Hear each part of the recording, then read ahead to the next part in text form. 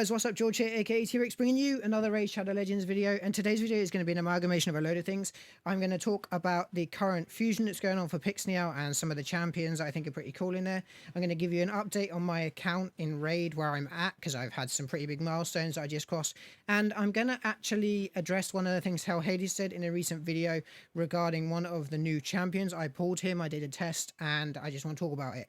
So essentially, the first thing we'll do is talk about what Hell Hades said. It was about Inquisitor Shamael. Now, I pulled some Void Shards today because I felt like it. I'm probably not going to go for the Lego on the Fusion, but I got lucky and I pulled this guy. Now, something Hell Hades was talking about, which really piqued my interest when I pulled this guy, was the fact that he counterattacks with his A1, and it says counterattacks with this skill each time an enemy places a debuff on an ally. So he questioned, if someone's putting decreased defense and weaken across 4 or 5 people in your team, is he gonna hit for every single debuff on every single enemy? So if you had 4 people in your team and decreased defense and weaken went on everyone, is he gonna attack 8 times essentially? So I did some testing.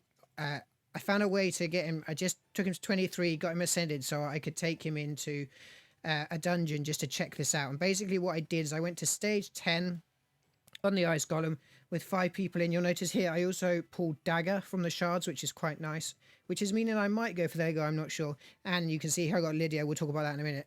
If we jump into this first stage of the ice golem, there is a Dracomorph in the first level, so I can get it so that he will put debuffs on my team.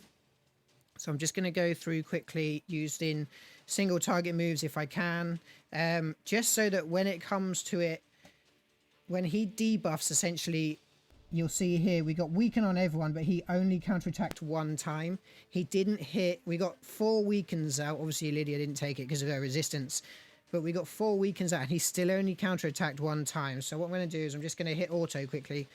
It looks like, unfortunately, Hell Hades' guesstimation on him being OP and potentially attacking crazy amounts of times is not the case.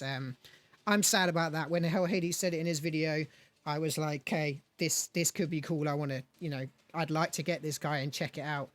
I got him. I feel lucky about having him. I feel like he's going to be quite a cool character anyway, based on the whole counterattacks with debuffs setup and a couple of other things in his kit. But I'm going to talk about him once he's finished being built. I just wanted to show in this video that unfortunately for us, it's not the case that he hits for every debuff on every enemy. If it was, then that'd be great.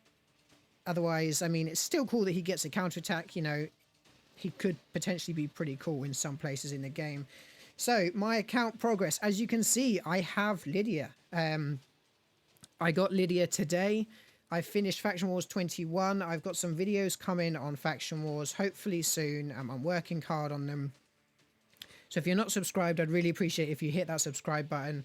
But basically, I completed Demon Spawn 21 today. The MVP for me on Demon Spawn 21 was Tainix Hate Flower. I built her today, and she provides just enough sustain to get through. I actually completed it. Oh, that's the first time I've seen her use her block revive. That's pretty cool. Totally lost my train of thought. Yeah, I built her today just to complete the faction. She provides just enough sustain to get me to the boss. I completed it with literally 2 minutes before the maintenance happened to set their current fusion live. So what we're going to do is I'm actually just going to end this because this is going to take way too long and it wasn't that much energy to do. Let's talk about the fusion now. So obviously Lydia's cool. I'm building her. Let's talk about the fusion. First of all, my thoughts on fusions generally, thanks to people like Deadbolt and that who are always in my videos. You've seen him, you've spoken to him. I'm sure you know of Deadbolt. He's also a mod for other people. They've always said to me, go for the Lego. It's a Lego. It's easier to pull epics. It's easier to pull rares than it is to get that legendary. So always go for the legendary. Now, I think she looks absolutely awesome, but then the artwork in this game always looks amazing. So I've watched a few videos from a couple of other content creators, Deadwood Jedi, Hell Hades again, Stu Gaming, and I've looked at her kit quite a bit today, and I don't see places in the game where I would pick her over somebody else who could potentially do stuns or other freeze champs. I don't see anywhere where I would choose her first. So her aesthetic is amazing, but I just don't think at the moment for me there's anywhere where I would specifically go for her and say, yes, this is where I need picks now. However, the epics are awesome. I really love this Rugner Gold Gleam. I feel like he could be a prime candidate for Swift Parry set to get that chance to go unkillable. Obviously, he has mechanics in his thing, whereas he loses HP. He lowers the cooldown on his skills. He's a decreased defense and weaken champion, essentially. That's another one. And I feel like Raid recently has been adding a lot more of these to the game. Obviously, before more recent updates, we had Dracomorph with the decreased defense and weaken big ones placing. We had Venus, who did the big ones on a hit. Void legendary, both legendaries, but obviously Void and one magic. And we had Spider, who did AoE decreased defense, big one, but the little weaken. And then we had Bellinor, who did it on single target, and I believe there was one other. More recently, they've added Lydia to the game. If you finish Faction Wars, she's an AoE decreased defense and weaken Void legendary who does it on a hit.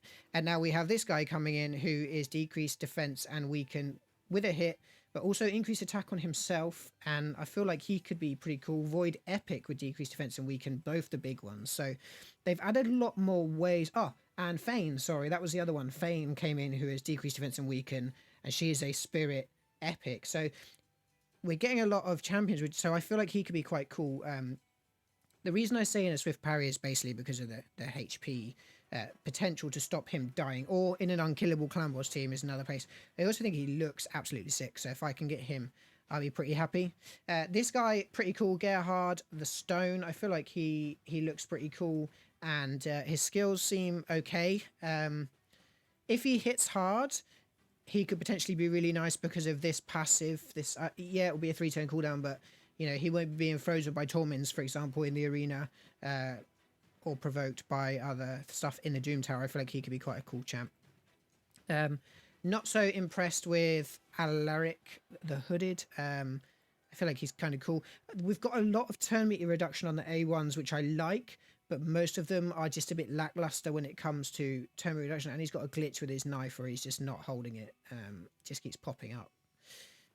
Turn meter reduction on the A1 is an amazing thing to have in this game, and some of these are just not quite there. And then Balthus the Draug Lord. I mean, he looks epic. These double, like... The only way this guy could get any cooler is if his animation is him throwing those shields instead of, like, hitting people with them. But I think he looks cool. Don't know where he would have use in the game, personally.